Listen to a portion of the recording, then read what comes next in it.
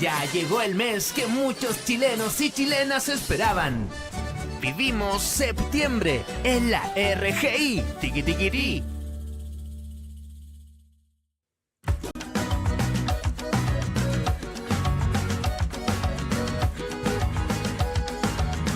Muy buenas noches, mi gente de Generación Inclusiva. Hoy les doy la bienvenida a un nuevo episodio de Voces Sin Límites. Este programa que busca conversar y explorar historias inspiradoras y también conversar con aquellas personas profesionales que marcan un hito, una diferencia en la inclusión y la discapacidad. La noche de hoy no les voy a decir, pero les tengo una invitada de lujo. Ella, aunque ustedes la vean así jovencita, pues es tremenda profesional. Ella se ha dedicado al bienestar emocional de los más jóvenes. Ella además se graduó de licenciada en psicología, ¿verdad? En nada más y nada menos, porque para mí de verdad la gente que se gradúa de allí, para mí es un honor. Son los mejores profesionales que hay de la Universidad Central de Venezuela. En especialista en acoso escolar, maltrato intrafamiliar y de la niñez dejada atrás. Ella se ha dedicado a su carrera como psicoterapeuta para niños y para adolescentes, trabajando incansablemente para brindar apoyo así en esos momentos más críticos que tenemos con nuestros pequeños, ¿ok? Con este futuro de la sociedad. Este episodio vamos a abordar temas que, bueno, lamentablemente nos revela, nos golpea a nuestra sociedad, y no solamente a nuestra sociedad venezolana o a nuestra sociedad chilena, sino es un tema que nos atañe y nos ataca a todos nuestros jóvenes en cualquier espacio de este mundo, que es el acoso escolar, el bullying. O sea, ¿cuántos de ustedes no han sentido en las escuelas, en el colegio, en los liceos, que de repente esa sensación que no perteneces, esa sensación de que se burlan de ti, y ahí bullying unos más complicados que nos han llegado hasta la agresión? Entonces, este especialista de hoy nos va a hablar un poco sobre este tema y vamos a tener una hora de conversación sobre el acoso y el bullying. Pero antes de todo, vamos a dar la bienvenida a nuestra querida licenciada Rosa Pellegrino. Muchísimas gracias por el espacio, que bueno, es muy importante poder abrir pues estos lugares para concientizar acerca de este tipo de temas, así que gracias a Generación Inclusiva por la invitación. No, gracias a ti por recibirnos, por la apertura, por la disposición. De verdad que bueno, Rosa, vamos a definir, ¿ok? ¿Qué es eso del acoso escolar? ¿Qué es eso del bullying? ¿Cómo lo definiríamos? Pero no quiero que me lo respondas ahorita, porque vamos a ir a una pausa. Y mi gente, acuérdense de suscribirse en el YouTube. Vamos a una pausa y ya regresamos.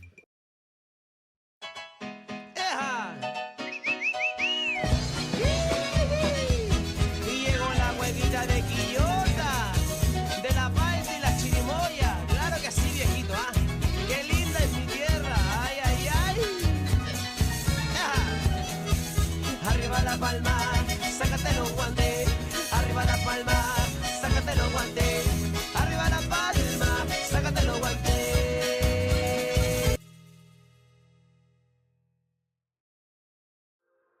Y regresamos de esta pausa conversando con la licenciada Rosa Pellegrino, quien es especialista en acoso escolar, maltrato intrafamiliar y niñez dejada atrás. Teníamos una pregunta pendiente, ¿verdad? Que era sobre qué es eso de acoso escolar. Así es. Bueno, es importante comprender realmente de qué se trata este concepto, porque hay veces que confundimos quizás una broma intencional que puede ocurrir en un entorno académico, o quizás un incidente puntual donde sí puede haber agresión, pero que no necesariamente entra dentro de lo que es el acoso escolar o el bullying, ¿no? También conocido por ese nombre. Entonces, cuando hablamos de acoso escolar o de bullying, hacemos referencia a, efectivamente, ¿no?, la exposición a conductas agresivas, ¿sí?, que sufre un niño o un adolescente en un entorno, puede ser académico, o en un entorno en donde hay pares, ¿sí?, en donde hay otros niños, donde hay otros adolescentes. Pero ¿qué pasa? Estas agresiones, que pueden ser físicas o verbales o psicológicas, se dan de manera intencionada. Por eso hacía la diferenciación con un accidente, te golpeé sin querer, o de pronto no me di cuenta y te hice daño, pero no era mi intención herirte. Aquí sí, aquí el contenido o el motivo de esta agresión es efectivamente herir de alguna manera, ya dijimos, puede ser físicamente, puede ser psicológicamente, a esa persona, ¿ok? Y hablamos de que es una agresión que se da de manera reiterada, es decir, cuando dos amiguitos tienen un problema, se ponen bravos los unos con los otros y se pelean y se dicen cosas feas porque ocurrió un incidente particular, no necesariamente eso se trata de acoso escolar, porque los seres humanos tienen conflictos y todos en algún momento hemos discutido, nos hemos peleado con alguien. Entonces, hablamos de la intencionalidad y de lo reiterativo de la conducta, es decir, vamos a hablar de estudiantes, quizás un estudiante o un grupo de estudiantes que de manera sostenida, de manera sistemática, busca agredir o herir a una persona o un grupo de personas que además de alguna manera tienen menos recursos para defenderse, ya sea socialmente hablando, a lo mejor no son los que tienen una red de apoyo más sólida, o no son, como quien diría, los más populares, o no son los que son más fuertes como para de pronto defenderse de manera física, o no son los que tienen ciertos atributos que a lo mejor hacen ver que se tiene una posición de poder. Entonces, eso les hace creer, porque no necesariamente es cierto, que no pueden defenderse o que merecen ese maltrato, y por eso ahí estamos hablando de acoso escolar. El acoso es algo reiterativo, ¿ok? No es un accidente, no es una pelea puntual, es algo, y por eso las características del acoso son muy claras. Estamos hablando de que es intencional, hay intención, yo te quiero herir. Estamos hablando de que es sostenido en el tiempo, de que es sistemático, de que se repite, ¿ok? Estamos hablando de que hay de alguna manera una asimetría de poder, eso que te estoy comentando, o sea, yo soy el que tiene el grupo de amigos que me defienden, que me apoyan, todo el salón me está viendo y aceptan lo que yo estoy haciendo, y tú eres el que se va a quedar solo, tú eres el que no se puede defender, o sea, yo estoy por encima de ti, ¿sí? Esto es lo que entre comillas lo pongo, porque sabemos que realmente el que acosa no es más que el acosador, ni muchísimo menos, pero esa es la impresión que genera. Por eso la asimetría de poder.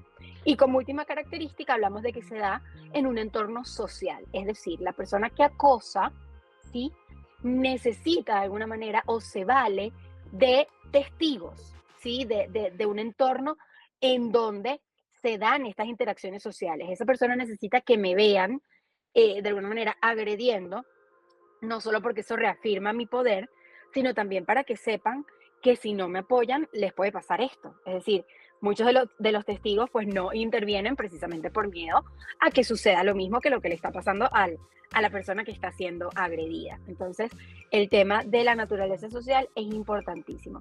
Eso, a grandes rasgos, es lo que diríamos que es el acoso escolar, diferenciándolo de otros conceptos u otros fenómenos, ¿no? Claro, claro.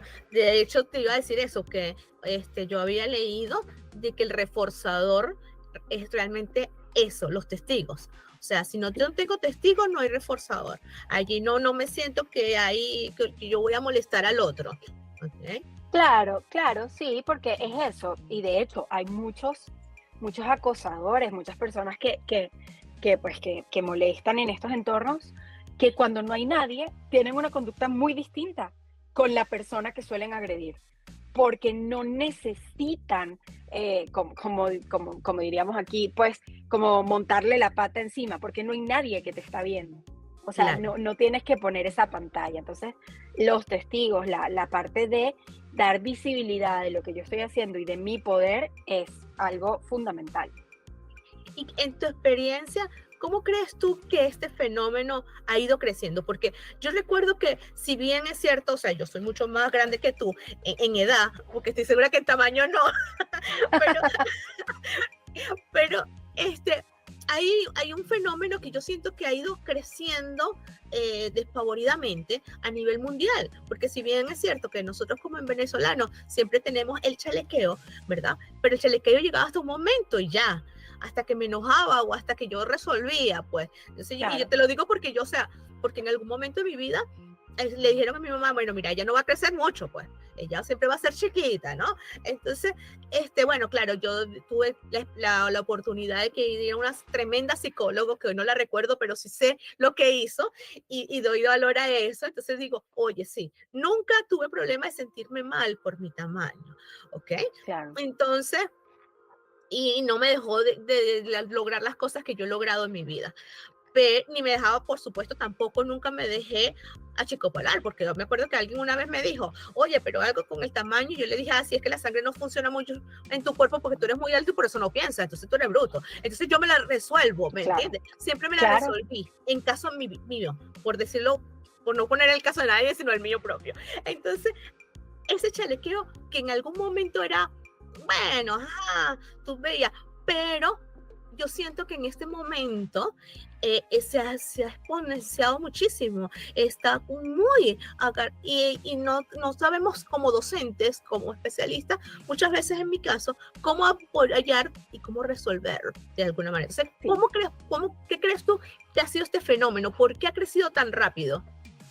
Mira, fíjate, nosotros siempre decimos cuando abordamos el acoso escolar y hablamos de todas estas cosas, ¿qué pasa? ¿Cuál es la tendencia? Y también lo entendemos porque es natural, sobre todo los padres de niños que han sufrido acoso escolar, pues es natural sentir rabia frente al hecho de que a mi hijo le han hecho daño, ¿no? O que hay niños que se están viendo agredidos y quizás tenemos la tendencia a ir contra este niño o este adolescente que está agrediendo. Y entendemos esa reacción inicial, sin embargo, creemos, Yaniska, que es muy importante hacer mención y resaltar el hecho de que generalmente, por no decirte la gran mayoría de las veces, por no decirte todas las veces, que existe un niño que acosa o un adolescente que acosa de esta manera, ese niño o ese adolescente está siendo expuesto de alguna forma a otro tipo de violencia en algún entorno que no necesariamente conocemos, ¿ok? ¿Qué quiero decir con esto? Que es muy probable que el origen del acoso escolar esté dado por el contexto en el que se desenvuelven esos niños que están involucrados, ¿ok? Un niño que por poner un ejemplo cualquiera, en su entorno familiar ve que las dificultades o los conflictos se resuelven con gritos, que se resuelven a golpes, que de pronto mamá y papá no se pueden entender, entonces se insultan, o papá le dice algo a mamá, o mamá le hace algo a papá. En las primeras etapas de la vida, en la infancia y en la adolescencia, es donde uno aprende la mayor cantidad de habilidades y destrezas indispensables para la vida adulta. Entonces, si yo veo en mi hogar de mis principales referentes una dinámica en donde los problemas se solucionan con violencia, en donde lo que yo quiero obtener lo resuelvo de esa forma, a gritos o con manipulación o con burlas o con humillaciones, o si no solo lo veo, sino que a lo mejor en casa me tratan a mí de esa forma, si a lo mejor mi mamá me compara, me humilla, o mi papá me grita o me pega o lo que sea, ¿cómo vamos a pretender que un niño en otro entorno se comporte de una manera distinta? Es absurdo pensar, no es que no pueda haber un niño que por su temperamento no elija hacerlo distinto, pero no tenemos que esperarlo, o sea, es muy normal que en un entorno violento lo que se genere de allí y lo que se extienda a otros espacios sea más violencia, ¿sí? O sea, es impensable que podemos luchar la violencia con más violencia. Eso es gasolina para el fuego, pero muchas veces lo hacemos. De hecho, muchos niños que agreden en las escuelas, que son citados por los papás, etcétera, mira, a veces uno lo ve, llegan a sus casas y lo que les cae encima es todavía más violencia. Y no nos estamos dando cuenta de que ya hay un niño, un adolescente que también necesita apoyo. Entonces, que de pronto en el núcleo familiar no estemos como muy conscientes de lo involucrados que tenemos que estar con nuestros niños y con cómo se sienten, con sus emociones, con lo que les estamos enseñando, con el modelo que somos para ellos, tanto en eso, en cómo nos relacionamos con los demás. Los papás pelean mucho por el tema del teléfono, que mi hijo está siempre con el teléfono, siempre con el teléfono. Pero ¿y nosotros? Nosotros no estamos todo el tiempo con la pantalla, con el teléfono. Entonces, es decir, si no lo hacemos, excelente, porque estamos dando un buen ejemplo. Pero eso es lo que tenemos que saber, revisar también cómo yo me vinculo con él, qué ejemplo le estoy dando, para desde allí partir y allí poder empezar a trabajar.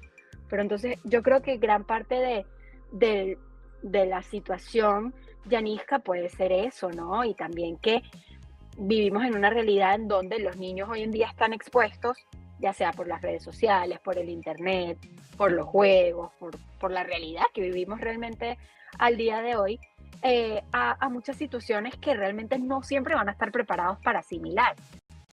Muchas situaciones de violencia, de realidades como muy crudas, que de alguna manera, bueno, generan evidentemente su efecto en los niños y los adolescentes, y ellos no tienen por qué, por la etapa evolutiva en la que están, saber canalizar todo ese tipo de cosas, ¿no? Y muchas veces eso puede emerger o exteriorizarse mediante la violencia. Por eso los padres y los tan importantes, sobre todo en esta fase de la vida de los muchachos, ¿no? El poder estar para saber cuándo nos necesitan y cómo intervenir. Así es. Bueno, pero este es desde el punto de vista del acosador, ¿verdad? Ahora nos vamos a ir al otro punto de vista, que yo tengo una teoría. De todas maneras, vamos a ver que no, te la voy a decir cuando tú me expliques, pero vamos a ir a una pausa y luego vamos a hablar de la persona que recibe ese acoso. Esta teoría, y te voy a hablar de mi teoría, pues. Excelente. Y regresamos luego de esta pausa con la conversación con la licenciada Rosa Pellegrino, quien nos está hablando sobre el bullying, el acoso escolar.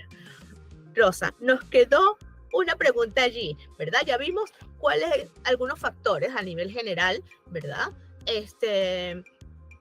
Sobre cómo es ese perfil, de por qué es la causa quizás del acosador. Ahora vamos a irnos al otro, vamos a cruzar la vereda y vámonos para el otro lado. Esta persona que recibe el bullying, la víctima, de alguna forma por decirlo, ¿ok? ¿Cómo? ¿Por qué? Porque también es parte de esa creciente aceptación ante eso.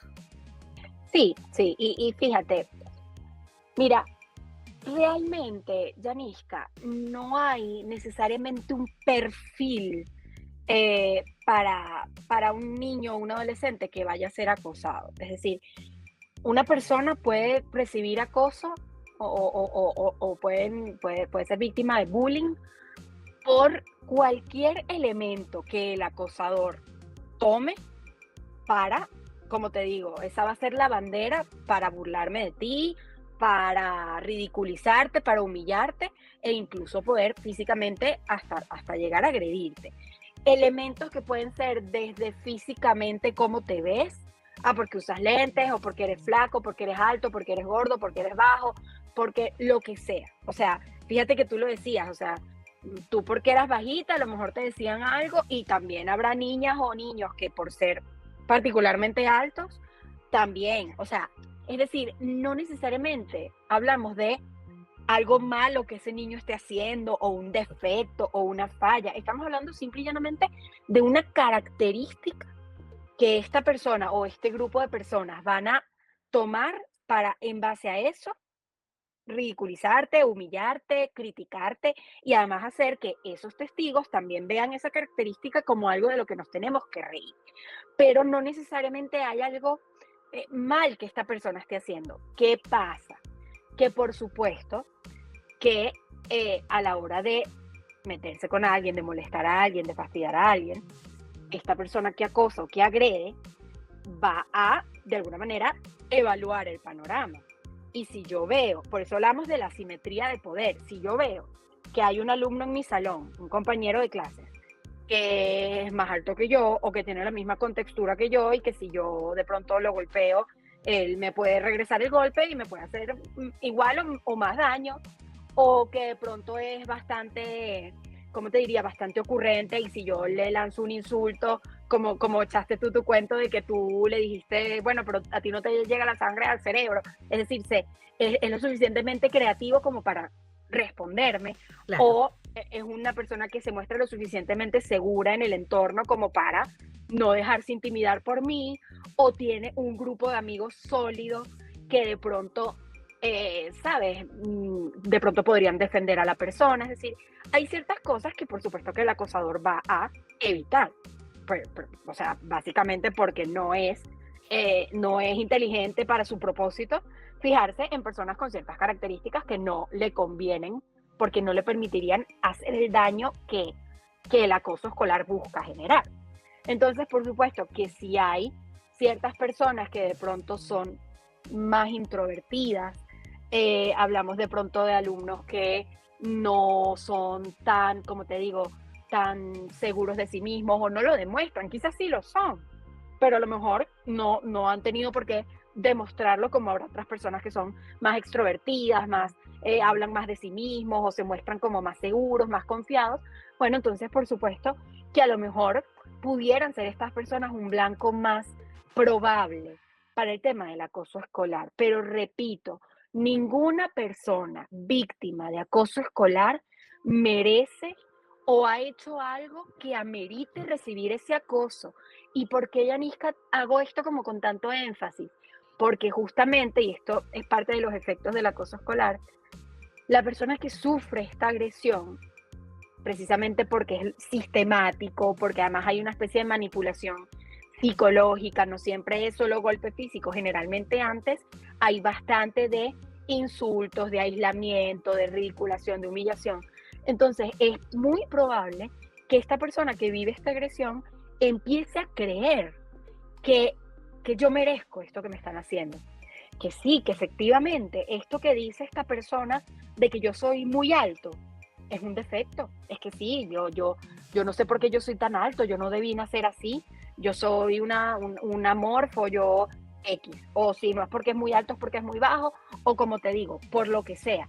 Pero esa característica que en un principio no tiene por qué ser negativa, incluso la misma víctima se va a ir convenciendo de que sí es un defecto que yo tengo, de que por supuesto que yo merezco que me traten así. Claro, se va Y desvalorizando también. claro, a nivel psicológico, es decir, lo que se sufre con respecto a la autoestima y a la seguridad es, mira, es un efecto gravísimo que además te puede acompañar hasta la adultez, porque muchos de los adultos con los que yo trabajo, temas de autoestima, de seguridad, de no me siento suficiente, incluso temas de relaciones amorosas en la vida adulta, pues que se generan con mucha frecuencia, cuando echamos para atrás nos damos cuenta de que ha habido en la infancia situaciones como esta, porque volvemos a lo mismo, en la adolescencia, por ejemplo, tú desarrollas lo que es tu identidad, eso no se hace en la adultez tú puedes ajustar muchas cosas, no te voy a decir que no, pero todo lo que es la identidad, el sentido de pertenencia, del valor que yo me doy a mí mismo, de dónde pertenezco, de cuál es mi propósito, de qué hago yo aquí, eso tiene un auge súper importante en la adolescencia. Y en la adolescencia es donde se da mucho el acoso escolar. Entonces, imagínate tú lo grave del asunto, ¿no? Claro, no, yo entiendo perfectamente la gravedad de este asunto. A mi teoría iba es en la falta de habilidades sociales, de Claro, herramientas, porque, o sea, yo soy de las que estoy y me declaro y me da lo mismo que la gente venga y me crea, pero yo sí no creo, ¿ok? En esta disciplina de cristal que estamos llevando. No estoy de acuerdo con la agresión, ojo, tampoco estoy de acuerdo con la violencia, pero sí creo que tenemos que empoderar a nuestros niños y a nuestros jóvenes con habilidades sociales, habilidades para responder, ¿verdad? Y para relacionarme con el otro. Y para que no todo lo que el otro haga me afecte en lo personal. mira, Y ahí te comento, te echo un cuento de mi hijo, mi hijo perdió este diente cuando tenía 2 añitos. Entonces oh, le colocamos una prótesis porque por más que se le colocó, pues perdió el diente y no sé qué, X, Y. En cuento corto, le colocamos una prótesis. Cuando estaba en el preescolar, ¿verdad? pues a veces como cualquier niño tenía que quitárselo para comer la cosa, la broma. Bueno, él aprendió, y de hecho mis compañeros de trabajo de aquella época todavía recuerdan que él, yo me lo llevaba para el colegio, y cuando le echaban broma, él sacaba el diente y el diente iba y venía, le quedaba el hueco que subía y bajaba. Me Entonces, muero, qué él lindo. asustaba a los niñitos que le venían Ay, a, Dios. a molestar por el diente. Obviamente, hijo de gato, caza ratón, pero, Claro, pero tiene habían, a quién aprender. claro, pero habían esas, o sea, siempre le llevamos por esas herramientas, por esas habilidades sociales. Siempre le dije que él era el hijo único mío, pero no era el hijo único de la sociedad y él tenía que relacionarse en sociedad. Entonces fuimos dándole como las herramientas, esas habilidades sociales que igual como mamá me preocupaban cuando llegamos a este país porque él llegó adolescente, ¿ok? Claro. Él llegó a los 12, 13 años acá. Entonces dijo, wow, o sea, el bullying, la cosa, yo trabajaba muy lejos, tenía que viajar, o sea, una serie de elementos. Y bueno, gracias a Dios no pasó, pero es igual como mamá, y así, bueno, me pongo en los zapatos de muchas mamás que hoy en día esa es su preocupación y que muchas los están viviendo. Entonces quiero saber si tiene que ver con estas habilidades, con estas herramientas de empoderamiento o no. Claro, es que fíjate, es justamente lo que estamos conversando, ¿no? Fíjate que tu hijo, bueno, igual que lo que te pasó a ti, o sea, él un poco porque seguramente es parte de su personalidad, otro poco porque seguramente tú, sabes, en familia lo han ayudado, le han explicado, cónchale, que él es muy valioso, que él, incluso ese tipo de cosas que gente podrá considerar que es un defecto, que es un lo que sea, él puede usarlo, mira, o sea, puede integrarlo como parte de lo que es, o sea, de lo que lo hace ser el mismo y puede incluso llegar a sentirse cómodo con eso, independientemente de si más adelante en la vida, sabes, ya le ponían otra cosa, X, qué sé yo, pero en ese momento que él haya podido integrar su dientico, todo esto con lo que él era y usarlo a su favor, ¿no? Al final, en una situación que pudo haber terminado siendo más incómoda, pues eso es un recurso muy positivo que tiene, pero como dices tú, no todo el mundo tiene esos recursos, porque simple y llanamente tienen un temperamento distinto o porque no han tenido la oportunidad de desarrollarlo en casa, ¿sabes? Con sus padres, no han tenido de alguna manera pues esta orientación o este acompañamiento. Y no quiero dejar de rescatar, Yanisca, algo que comentas, porque me parece importantísimo, que es esto del tema de como de la crianza de cristal, de la disciplina de cristal. Fíjate algo, a ver, ahí me parece que es súper acertado que lo comentes. ¿Por qué? Porque la gente no está necesariamente muy informada acerca de lo que realmente es, por ejemplo, la disciplina positiva, como decimos, ¿no? O sea, todo lo que es este método ojo, que es un método, hay muchas maneras de hacerlo Claro. y por ejemplo, no tiene por qué ser la panacea o la única receta que va a funcionar. Yo trabajo a veces con los padres que lo necesitan, este tema de la disciplina positiva, y lo primero que se les dice es, no es ni sobreproteger a tu hijo, ni, ¿cómo te digo?, hacer que él haga o dejar que él haga lo que él quiera y no poner límites y no decirle que se equivocó porque entonces se va a afectar y se va a poner a... No, o sea, la disciplina positiva implica límites, implica corregir cuando el niño se equivocó, implica incluso exponerlo a situaciones que a lo mejor él no va a querer o que le va a dar miedo, pero sin violencia, o sea, y a lo mejor tú, que bueno, que además eres de aquí, estarás familiarizada con el modelo tradicional de sola y correa, o Claro. sea, de aquí los niños, bueno, o sea, no porque yo lo digo, y por qué no, pero porque no y punto, y usted se hace silencio y ya, y váyase para allá que si no le doy otro correazo, o sea, Claro. ese tipo de dinámica es lo que uno, pues como que batallamos con eso porque los niños entienden muchas cosas. Y fíjate justamente, el hecho de que un niño te pregunte, bueno, pero explícame por qué si yo quiero hacer esto, y uno le dice que no, porque no y punto, ¿qué le estamos diciendo? ¿Cuál es el mensaje? Tú tienes que obedecer a cualquier figura de autoridad porque sí y punto, porque la autoridad te lo dice y ya está. sin siquiera cuestionar cuál es el motivo de eso que yo te estoy diciendo, porque no se lo vamos a explicar. Entonces, ¿qué tenemos allí? Adultos que en el futuro van a obedecer a los jefes sin cuestionarse absolutamente nada, así sea, mira, embolsíllate esta plata por mí y luego no sé qué.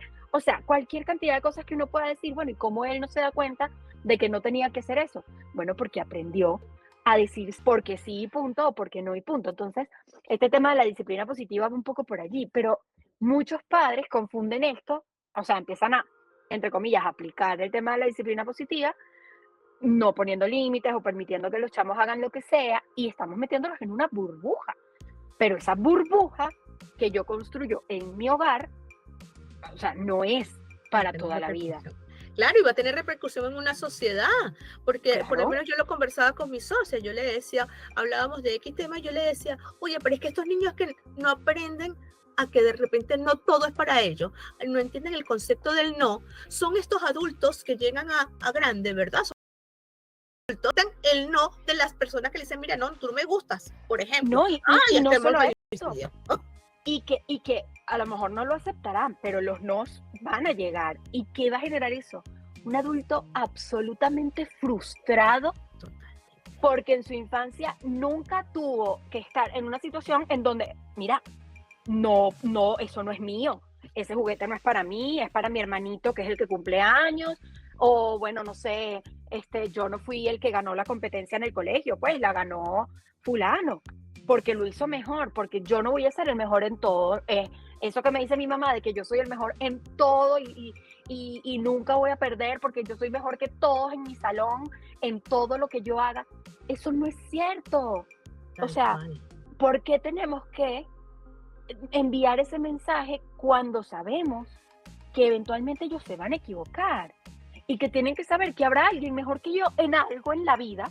O sea, y que la vida te va a llevar a eso, la vida te va a llevar a éxitos, pero también te va a llevar a fracasos, te va a llevar o sea, a ser la mejor en algo si tú te esfuerzas y lo logras, ¿verdad? claro. Pero para ser uno más del montón. Entonces, o sea, tú tienes que aprender a convivir y volvemos a las herramientas que nos van dando desde pequeños, que son muy importantes, y hoy tú me lo estás ratificando, en esas herramientas que nosotros vamos enseñando a ganarse las cosas, a ser parte de una sociedad, a aprender a colaborar con el otro, porque todos estos elementos son importantes dentro de una sociedad y son importantes que nuestros niños lo sepan. Es así, absolutamente. Pero, o sea, ¿cómo Y claro. Uh-huh. No, claro, sigue. No, eso que tú estás comentando, o sea, en la infancia y en la adolescencia es un momento como muy, muy fértil, por decirlo de alguna manera, para hacer ese tipo de cosas, para ese acompañamiento, para ese desarrollo, porque como te decía, en la adultez no es que no puede una persona aprender a manejar la frustración, imagínate, estaríamos ya todos, bueno, desahuciados, o sea, no, uno puede trabajar y como adulto darnos cuenta de que tenemos que fortalecer ciertas cosas, y para eso estamos también los psicólogos, pues si no, yo estaría dedicándome a otra cosa. Pero, cónchale, yo siempre lo digo, no es mejor de alguna manera criar niños sanos que curar adultos rotos. O sea, es un tema de prevención. Nosotros ahorita vivimos en una sociedad donde estamos atacando los fuegos. O sea, los adultos que están mal, los crímenes, las cosas, la agresión, la violencia, pero se nos olvida que hay un trabajo que tenemos que hacer para que en 10 años, 20 años, esa incidencia sea muchísimo menor, y no sé si lo estemos haciendo. Un poco lo que tú decías, por ejemplo, de los docentes. A mi parecer, los docentes tienen un papel importantísimo en el tema del acoso escolar. Muchos niños pasan más tiempo con sus docentes que con sus propios padres. Allí va con esa pregunta, con los docentes. Entonces plantéala. Yo no te quiero pisar tu manera. No, tú sigue. Este es libre, es una conversación libre, así que no importa. Si tú te adelantas, no hay problema. Yo soy flexible. No, es que es eso. O sea, los docentes son una figura tan importante y yo siento que no nos hemos dado cuenta del papel tan fundamental que tiene un docente en la vida de los niños. Y claro, el hecho de que a lo mejor haya quizás algunas instituciones educativas en donde no, no se haya todavía comprendido que a lo mejor los docentes tienen que tener, no sé, una formación específica, por ejemplo, en el manejo del acoso escolar. Por ejemplo, aquí quizás hemos visto que hay muchos docentes que todavía no saben bien cómo hacer, porque a lo mejor en el momento en el que estudiaron quizás eso no era un tema que se hablaba tanto, o lo que decías tú, a lo mejor se confundía con, bueno, con bromear, con chalequeo, con lo que sea, y ahorita nos estamos dando cuenta de que hay veces que esa agresión tiene unos efectos súper importantes, y bueno, por ejemplo aquí, recientemente, bueno, este año, pero ya hace unos meses, hubo un caso, y yo sé que no es el único, ni aquí en Venezuela ni en el mundo, en donde una alumna, pues, o sea, terminó con su vida, lamentablemente, motivada al acoso escolar que ella estaba sufriendo. Y como ella, muchísimos, Yanisca, niños, no te hablo de adolescentes, niños de 8 años, de 9 años, pensando en esta posibilidad por la situación tan dura que viven y los docentes queriendo ayudar, hay veces que no saben cómo, no, porque imagínate un docente con no sé cuántos niños en un salón de clases, tantas vidas distintas en las que se involucra, tantas realidades, tantos mundos diferentes, y el docente con su propio mundo, con sus propios problemas, estamos hablando de una tarea titánica. Claro, Entonces, allí wow. allá el fenómeno es el que tú estás hablando, pero aquí, ¿ok? He visto en las noticias, ¿ok? Con preocupación que este docente tampoco tiene las herramientas y este docente también vive este acoso y este docente también termina con su vida en muchos casos. Wow. En muchas noticias, o sea, este año nosotros hemos recibido muchísimas noticias lamentables de colegas y de otros profesionales, pues, que lamentablemente están, en esta situación. Entonces, yo como docente, si no tengo las herramientas personales, ¿verdad? Claro. Para yo poder resolver ciertas situaciones en mi campo laboral, ¿cómo voy a ayudar a mis estudiantes? O sea, sean 10, sean 20, sean 30, para que esto no suceda, porque no lo voy a hacer parar porque yo tampoco las tengo. Entonces, Claro. yo creo que el trabajo va mucho más allá. Sí, y fíjate, lo que nosotros cuando trabajamos con docentes, hablamos como un punto, o sea, que le decimos, si queremos que se lleven algo de este taller, de esta formación, es esto. O sea, olvídense de lo demás si quieren, después lo volvemos a hablar, pero esto no se les puede olvidar, es el que no pueden, como dices tú, acompañar ni en la escuela ni en ningún otro entorno a nadie de manera eficiente y de manera saludable si yo como individuo no estoy bien, si yo no soy capaz de cuidarme, si yo no soy capaz de ocuparme de mis propios problemas, del cómo me siento, de las dificultades que enfrento, etcétera, yo no voy a poder cuidar a alguien más. Eso es, Yanisca, como si yo te dijera, tú, no sé, Yanisca, necesito que me regales o que me prestes, no sé, X cantidad de dinero, no sé, $50, por decirte algo. Los necesito y tú me los quieres prestar, quieres genuinamente dármelos, pero resulta que tú no los tienes. ¿Tú me los puedes dar? No, imposible. Imposible. Lo mismo, yo no puedo brindarle bienestar a nadie, ni hacer algo bueno por nadie, ni acompañar de manera efectiva a nadie, ni solventar un problema entre personas si yo no estoy en paz y si yo no estoy bien y si yo no estoy con las herramientas apropiadas para hacer eso. O sea, yo no puedo darle a alguien más lo que yo no tengo. Entonces, eso que tú comentas es importante. Sea docente, que tiene un rol indispensable e importantísimo, o incluso como padre, como cuidador. O sea, el acompañar a un niño, o sea, desde su nacimiento hasta quién sabe que, bueno, para mí uno siempre va a necesitar a sus papás, siempre. Entonces, el poder acompañar a una persona durante toda su trayectoria vital es tremendo reto, es una labor importantísima y si yo como padre no estoy con las herramientas como para poder hacer esto y si yo como docente no estoy preparado emocionalmente o inclusive eso con las herramientas prácticas para solventar un problema tan complejo como es el acoso escolar, Entonces, mira, o sea, estamos hablando un poco más de lo mismo. O incluso eso puede ser una situación como ocurre muchas veces. Bueno, sacaron al niñito que molesta, lo sacaron de la escuela, se fue para otro colegio y él, ya, así se resolvió el problema. No, y ese niño que desapareció del mundo, Se ese trasladó el niño problema. está en otro lado, pero está ahí, haciendo Claro. lo mismo. Entonces, estamos metiendo el polvo debajo de la alfombra para Claro. no ver y ya, pero eso sigue.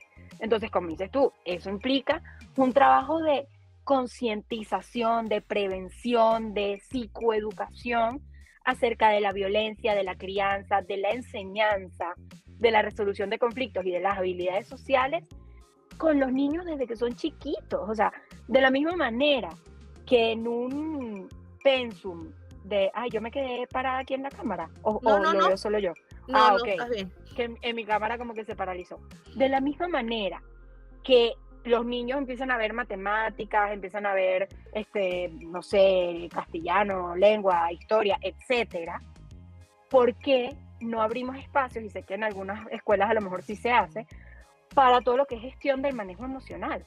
Si los niños desde pequeños pudieran tener estos espacios para saber cómo identificar qué siento, cómo expresarlo y cómo actuar frente a eso, yo te aseguro, Yaniska, que el tema del acoso escolar, no te voy a decir que se eliminaría, no lo puedo decir, pero sí habría una disminución de esta incidencia porque estos niños que agreden también están sufriendo. Y de alguna manera, el que yo pudiera ayudar a esos chamos a canalizar esa situación tendría un impacto súper positivo, pero no estamos quizás implicados lo suficiente en la prevención. Estamos ocupándonos cuando ya tenemos el problema del acoso aquí, Claro, cuando ya ocurrió. Entonces, eso es algo que hay que pensar. claro. Bueno, vamos a ir a una pausa y regresamos ya para nuestro último bloque de esta Perfecto. conversación tan interesante y tan educativa. Bueno, vamos a una pausa y ya regresamos. Y regresamos con la conversación sobre acoso escolar, bullying, con la licenciada Rosa Peregrino. Rosa, ahora quisiera saber qué estrategia, porque hablamos de los docentes, hablamos del rol del padre, hablamos de quién es la víctima, de que, o sea, que puede ser porque es bonita, porque es fea, porque es grande, porque es chiquita, porque es gorda, porque es flaca, por cualquier cosa. De hecho, yo conozco niñitos que hasta por tener excelentes notas también han sido víctimas, o sea, por cualquier cosa. Entonces, ya sabemos cuál es más o menos el perfil o por qué, porque puede ser cualquier cosa de la víctima, pero también de este acosador. Ahora ya tenemos el problema. Ya sabemos también cuál puede ser la prevención, porque lo hablamos en el bloque anterior. Ahora ya tenemos el problema, ajá, como lo tenemos en la mayoría de los países. ¿Qué puedo hacer primero yo como mamá cuando ya tengo el problema? ¿Qué puedo hacer yo como profesora cuando ya tengo el problema? Te voy a hacer todas las preguntas juntas y después tú te explayas a hablar. Excelente. ¿Qué puedo hacer yo? ¿Y qué herramientas, qué estrategias, cómo lo puedo? ¿Es bueno que los papás hablemos de eso en la casa? ¿No es bueno? ¿Qué es lo que debemos hacer? Cuéntanos. Claro, claro. Y voy a empezar a hablar de esto tomando un poco lo último que tú planteas, que es si es bueno hablarlo en casa o no. Y a mí me parece que no es que es bueno, es que es fundamental, porque en la manera en la que yo pueda tener una comunicación abierta y estrecha con mis hijos desde el día 1, o sea, desde que ese niño existe, yo empezar a enviarle el mensaje de que él puede contarme a mí las cosas, de que independientemente de lo que ocurre, de que si le da miedo algo que pasó, o le da pena, o le hace sentir culpable, o siente que lo voy a regañar, o lo que sea, yo valoro que él se acerque a mí, valoro su valentía de contarme a mí las cosas que le pasan, porque el hecho de que eso ocurra es algo que me va a permitir a mí, pues, abrir muchísimas puertas, tanto para el caso en el que mi hijo es, por ejemplo, el agredido, que bueno, o sea, la mejor manera que yo tengo de ayudarlos precisamente es saber que esto está ocurriendo. Y muchos de los niños que viven este tema del acoso escolar no son capaces de decirlo, por lo que te digo, por el mismo tema de que sienten que lo merecen, les da pena, les da culpa, les da miedo incluso que papá o mamá, por ejemplo, pudieran ir al colegio a hablar de esto y que entonces los agresores, ¿sabes?, se involucren en algún tipo de conflicto y esto tenga consecuencias. O sea, es un mundo muy extenso porque hay muchos implicados en el fenómeno del acoso escolar. Entonces, en la medida en que yo trabaje el tema de la comunicación, tanto con esto como con cualquier otro tema, es, bueno, pues muchísimo más viable que yo tenga herramientas para hacer algo. Yo no puedo abordar algo que no sé que existe. Yo no puedo hacer algo frente a una situación que no sé que está ocurriendo. Entonces, por allí, hablar de que el acoso escolar existe, de que si algo de eso le estuviera pasando a mi hijo, hablarlo con él, ¿no?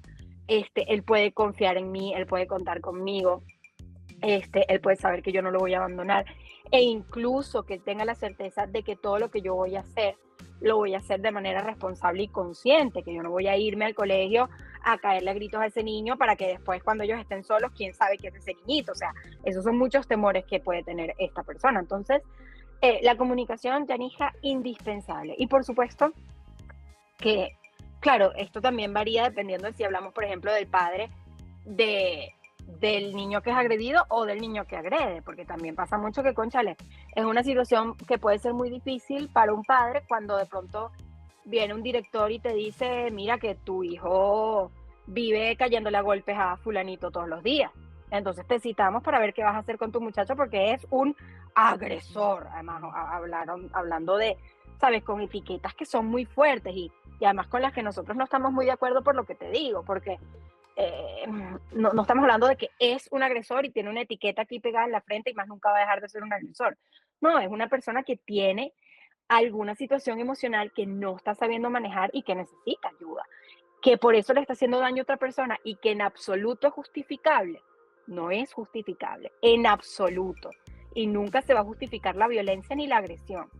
Pero la manera de abordar la situación no es con más violencia y con más agresión, es yendo a la raíz del problema y ver qué pasa con ese niño que está agrediendo.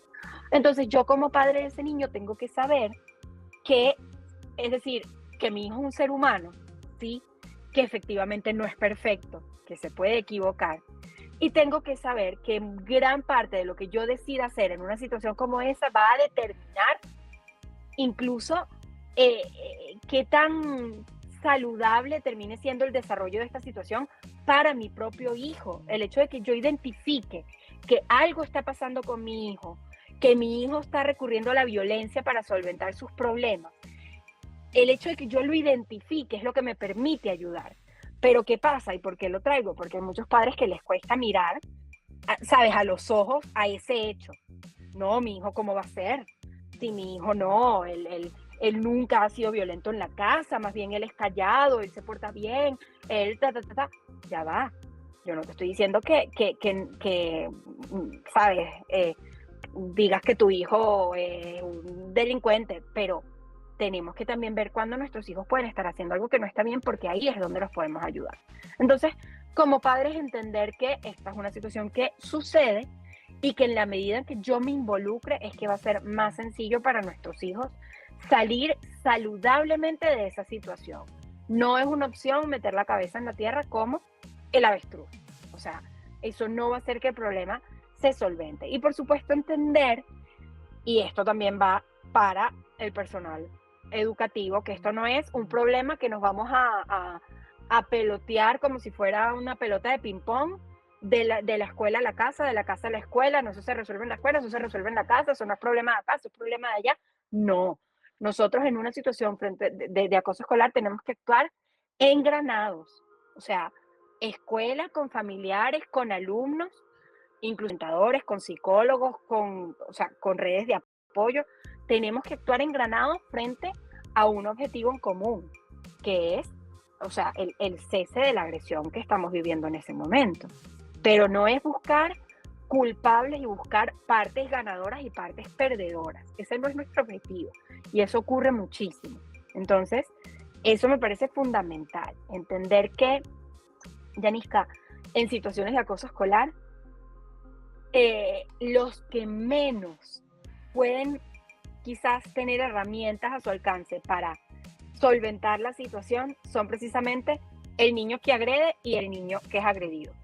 Ellos dos son de alguna manera los que menos recursos tienen en el momento para dar cese a la situación. Nos toca a nosotros, a los adultos, tanto prevenir, como te decía, como a la hora de una situación que se presenta y que está allí, pues hacer todo lo pertinente para identificarlo, aceptarlo, manejarlo y solventarlo. Pero es una situación difícil de asimilar, tanto como institución educativa, como padres de un niño que es violentado, como padres de un niño que violenta.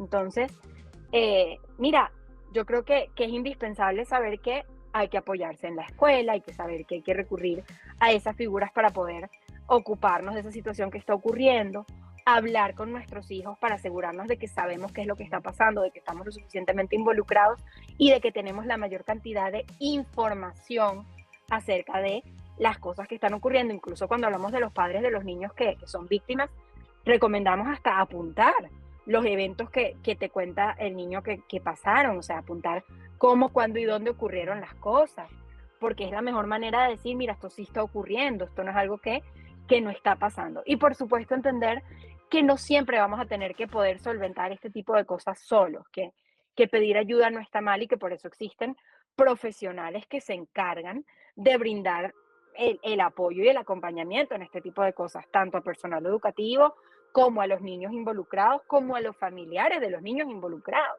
O sea, hay una cantidad de cosas que se pueden hacer cuando ya se presenta un caso de acoso escolar, pero hay que saber que hay que actuar, que hablar del acoso escolar no va a fomentar que ocurra más. Sabes que hay veces que la gente le da como miedo hablar de cosas, de temas que de alguna manera son como tabú, porque creemos que, bueno, que entonces esto va a empezar a ocurrir más, o que la gente lo va a agarrar como una moda, y más bien todo lo contrario. Hay muchos directores que a veces dicen, no, pero eso en mi colegio no pasa, en mi colegio no hay acoso escolar, eso nunca ha ocurrido, aquí todos son amigos, y uno da cosita, pero a veces lo decimos, ¿no? O sea, cuestiónate si es que no te has dado cuenta de que sí está ocurriendo y no lo has visto, porque es muy frecuente. Entonces hay que saber que hay que estar involucrados y atacar la situación para efectivamente llegar a un final feliz y así poder reducir su incidencia, ¿no? Pero evitarlo en absoluto es algo que va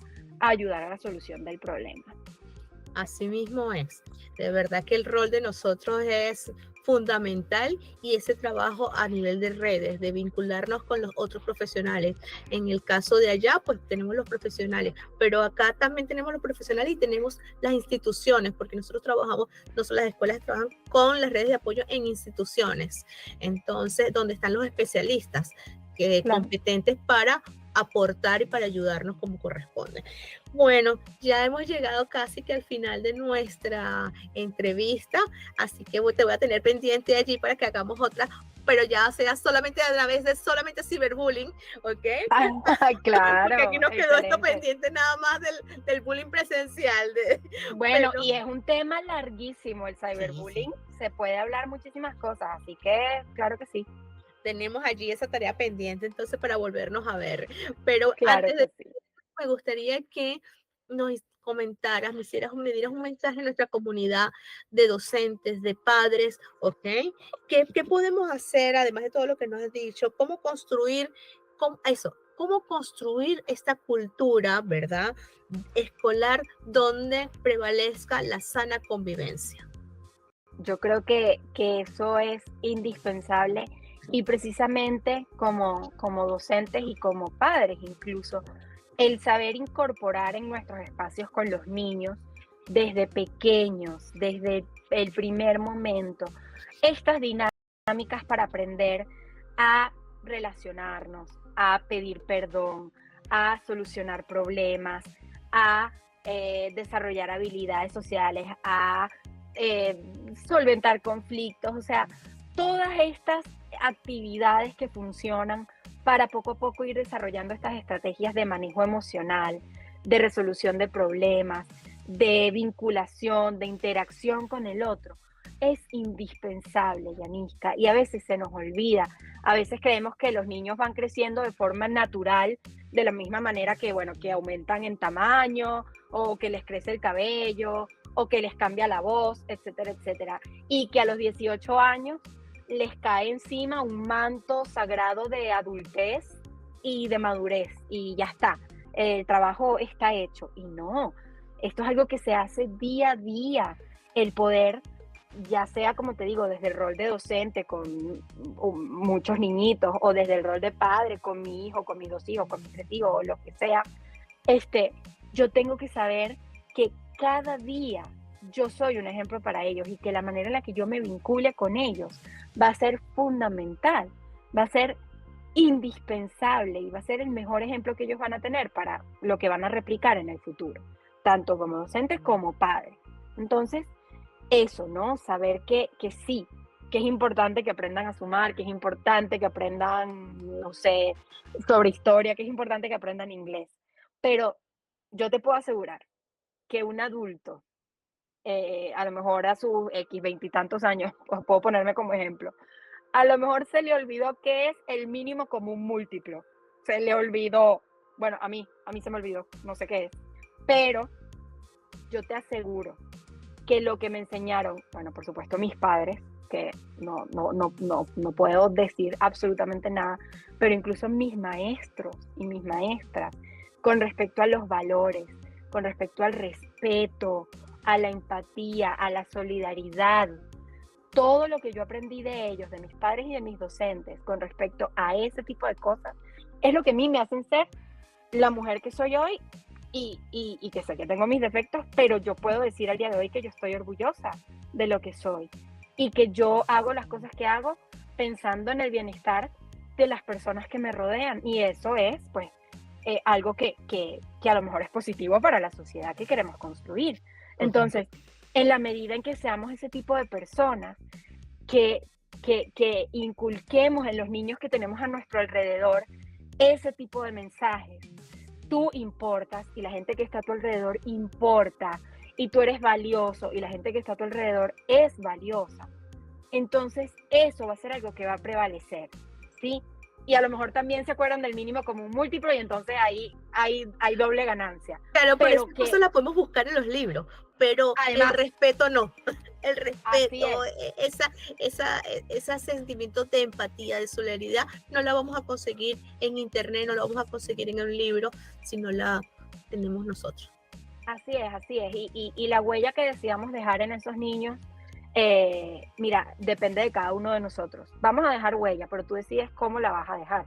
Deja una huella positiva que los ayude a crecer, a ser adultos buenos, responsables, empáticos, o si es, bueno, otro tipo de huella. Pero, o sea, la estamos dejando hoy, ahorita, en este instante. Tú estás dejando una huella con tu programa, yo estoy dejando una huella, bueno, teniendo la dicha de acompañarte, hablando de estas cosas, y todos los adultos que tenemos vinculación con niños dejamos una huella en ellos. Entonces, yo creo que un mensaje que diría, despertarnos todos los días y decidir qué tipo de huella vamos a dejar.